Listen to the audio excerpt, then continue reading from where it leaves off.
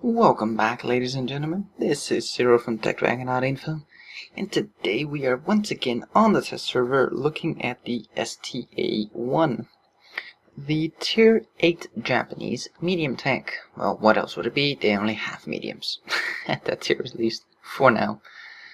And today I figured we would compare to two other Tier 8 mediums that I actually own. So, we get a better comparison because their hit points, their guns, they're all up to spec. So I figured this would give a little bit better indication of this tank. Now if we look at the hit points, 1450 is right on par with the Centurion, and it's more than the T-44. The weight at 30, well, let's say 35, let's round it up, is fairly light. The T-44 is lighter. However, it does have a 570 horsepower engine, and the T-44 has a 560, so power to weight, they're almost identical. The Centurion, of course, has a way better engine, but is also more speed limited. So, yeah, it might have a better engine, but it's also a lot heavier. Now, if we take a look at the specific power, we see that the T-44 has 16.24. The STA has 16.51, so slightly better than T-44, and Centurion has 60.53. So all three of those are fairly similar when it comes to their acceleration and cruising speed. But keep in mind that the top speed limit of the T-44 is 51, so that one in practice, sort of on paper, can go a lot faster. And it actually will once you get the final engine. And this actually is not the final engine. This is the only engine that you actually have to research, or rather that carries over to the next tank. So it's not the top one yet. I might not, I don't know. But anyways, speed limit 51, 40, 45, so the speed limit isn't the lowest, but it's not fast. Traverse at 44 is excellent and on par with the T-44. Now, the armor. Yeah, 45 hull armor. I'm not even going to talk about the rest. Turret armor 70, it's the worst. The only one that could probably compete with this is the what is it, the Leopard prototype, I think it is, or is the Indian Panzer? That's tier 8. Well, anyways, the German lightly armored tree. I forgot what the tier 8 is called, but yeah, that's the only one that can probably compete with this shitty armor. And yet, I kid you not, this is one of the bounciest mediums that I've played. The T-44 can bounce the occasional shot. This one, if you were to correlate the amount of armor versus or in correlation with the amount of bounces, I've never seen this much bounces with this shitty armor. I kid you not. It's not like it will bounce every shot, don't get me wrong, but it bounces about 1 in 4 shots if you're, angled quite properly, or your turret, but 1 in 4 shots is not bad for bouncing on something that is so incredibly lightly armored. So anyways, let's continue. You'll see more of that in the actual gameplay. Fuel range 390, yeah, it's right on, smack in the middle pretty much. 400 is, I think, the highest at tier 8. Does the patent have 410? No, I think only tier 9 has 410. So I think it's the highest 400, so having 390 is not bad at all. Turret versus 42 is pretty good, although the T-44 has a better at 48. Signal range at 750 is pretty damn good. So, the guns. Come on. Why won't that work? Okay, fine, I'll close it. Apparently I can't put these windows in the back for some reason. There we go, the guns. Rate of fire of 8 is actually pretty damn good, I have to say. Versus 7.5 and 6.9, so let's say 7. Penetration at 218 is pretty good if you compare it to the T-44's gun at 175. Although this is not the best gun in tier 8, I would have to say. But 218 is very workable. 240 damage is not bad at all. It's smack in the middle between these two. And that's why I'm comparing these tanks, because they are fairly similar. .36 accuracy is not the best. Even the T-44 has a more accurate gun. Yeah, but the aim time is the same. So what do you get? You get slightly more rate of fire, you get pretty okay penetration, you get mediocre for these two compared to these two, you know, smack in the middle kind of damage, and the accuracy is the worst out of these guns. Not to say that it's bad.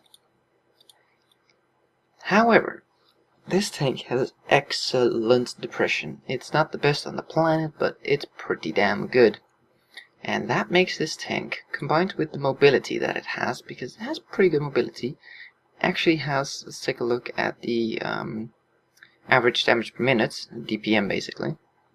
1744 on the T44, 1725 on the Centurion, 1920 on the STA-1. Out of these three, it has the highest DPM. Combine that with good depression and pretty damn good mobility. So this is not a brawler. This is not a frontline tank like the T44 potentially could be. It plays a hell of a lot more like a Centurion. Peek over hills, shoot people to crap, and get back into cover. As you can see here, even the hatch frontally is armored and sloped. They actually thought about it. Like, to protect the hatch, they actually put a slope in front of it. So everything about this tank is sloped. Look at it. We have slope here, the gun mantlet obviously, this is rounded, slope here, this is this kind of angle, so it's pretty sloped. The lower plate is a reasonably small target. It's not small, but it's definitely not large. And no real obvious weak spots. There's no machine gun port in here. So yeah, this is a surprisingly good bounce zone as well as the turret. So I think it's time I rambled on enough and we take a look at some gameplay. So, here we are in the STA on...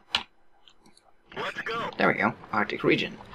We are in a fairly tier 8/tier 7 matchup, so it's a pretty good matchup for us. And we are gonna move over to A4. It's kind of my favorite spot when I'm in a medium tank. It sort of depends on which medium though, but most of the time you'll find me there. So don't come looking.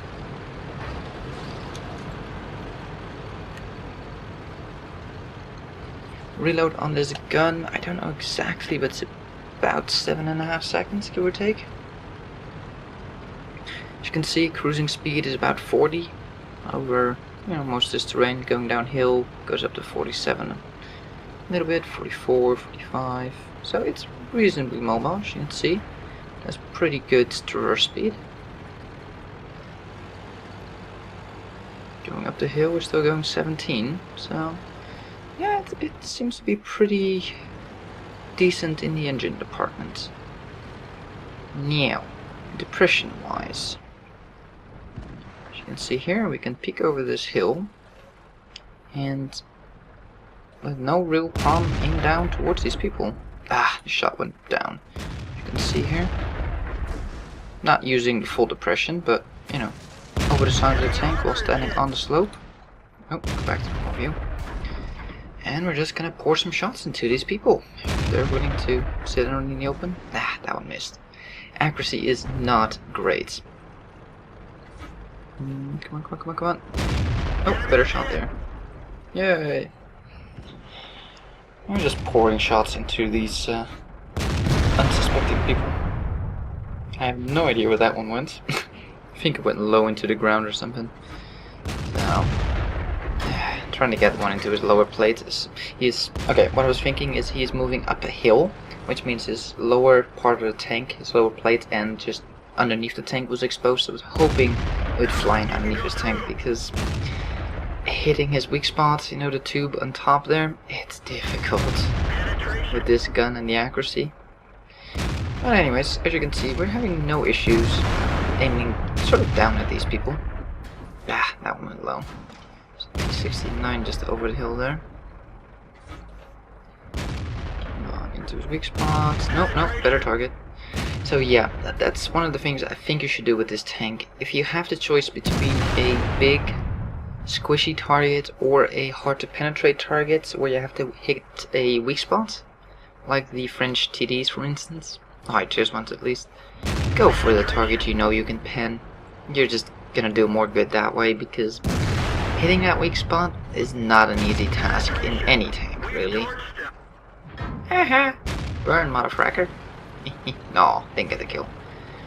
Okay, our E25 got roasted there. And I could see him through basically next to the bushes, which means I was lit up, so that's why I was taking cover there. I'm using these bushes right in front of me here as cover. But it also means, because I'm too far behind these bushes, means they work for me, but they also work for them. I can't see through them, because they have to be transparent. If they're transparent in your sniper view, crap. But that was a bounce. Why did they shoot me? Oh, right on top there. And I think the weakest gun that's out there is 175 penetration, probably the T69. That's the weakest gun that's out there, going all the way up into the 228-ish range of penetration. So it can bounce a shot from a... Yes, went straight in. Beautiful shot. That was in fact exactly where I aimed. Now at this point I'm debating if I should go in and help our, what is it, ASUSTeK down there. Put another shot into him. And I haven't seen that TD pop out for a while. The crap, here he is. Come on. Oh wow. 3 shots in a row that I actually went in. Oh, there's a STA off to my left. Checking my front if it's clear. Okay, let's move back. If we take him... Nope, we're not going to take him out. Both me and the STA next to me noticed him, so, you know, always nice to see people that actually notice something. Despite yesterday's video, where somebody didn't notice a tank that was shooting him to crap directly next to him.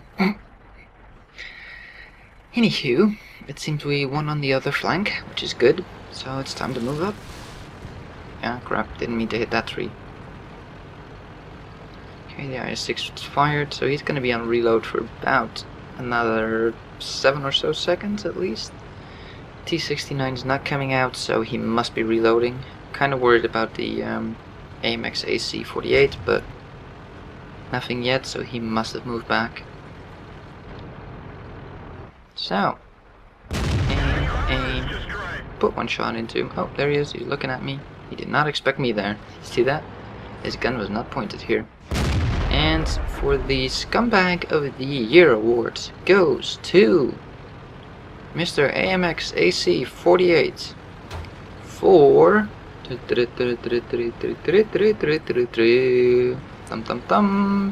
drowning himself.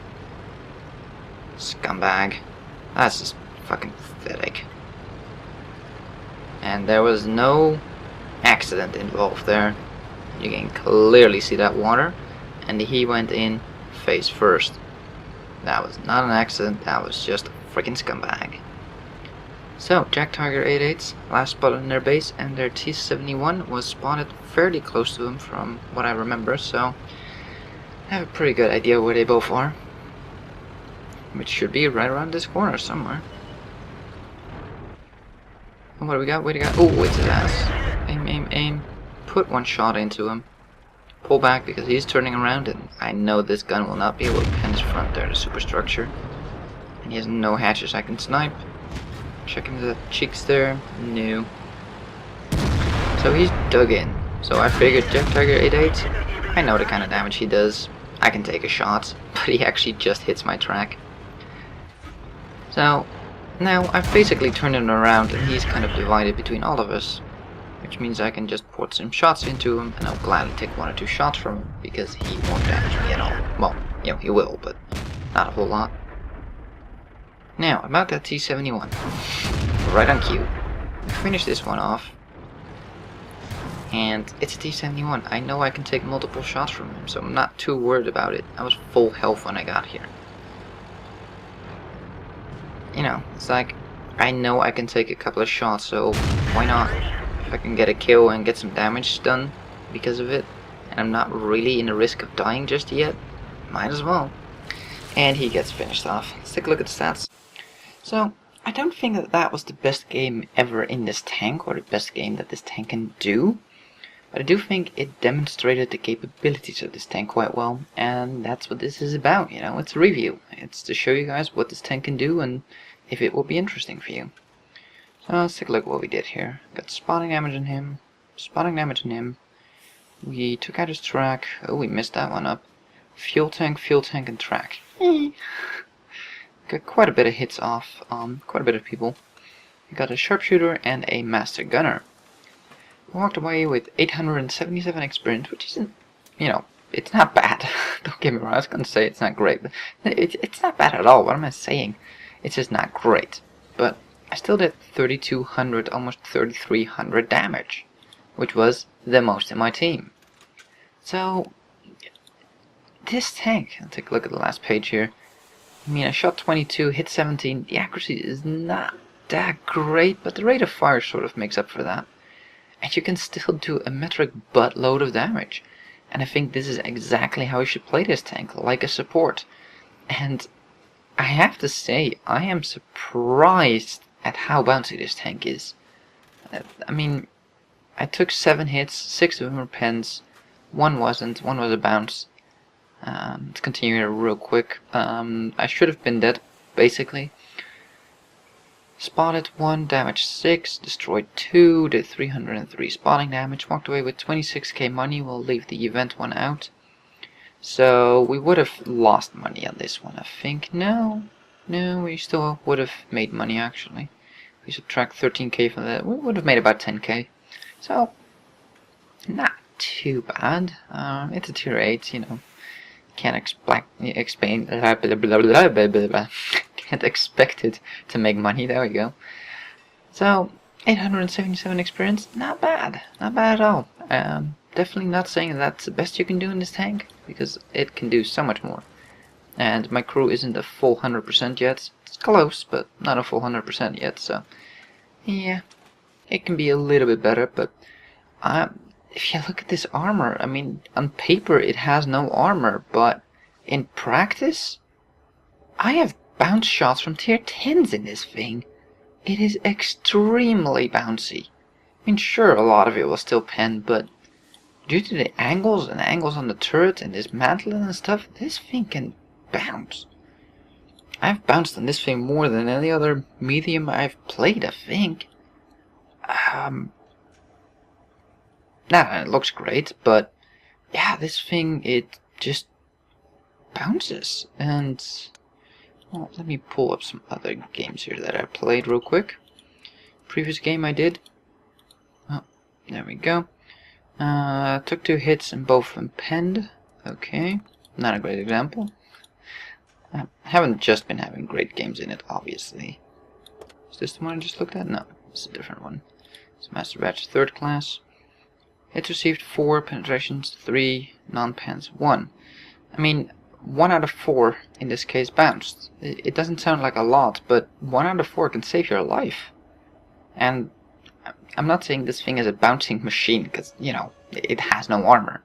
But it can bounce a lot more than you expect it to bounce, and that can save your life. So I would put that in a pro department on this tank. Cons? It has no armor. Pro? It can still bounce. It's just one of those weird tanks that on paper looks like shit, at least partially, but in practice seems to work pretty damn well. So yeah, that's it for the STA-1. It's surprisingly good. I think that's the catchphrase for this tank. It's surprisingly good. Thank you for watching. If you like this video, give it a thumbs up. If you want to see more, please subscribe, and we'll see you on the next one.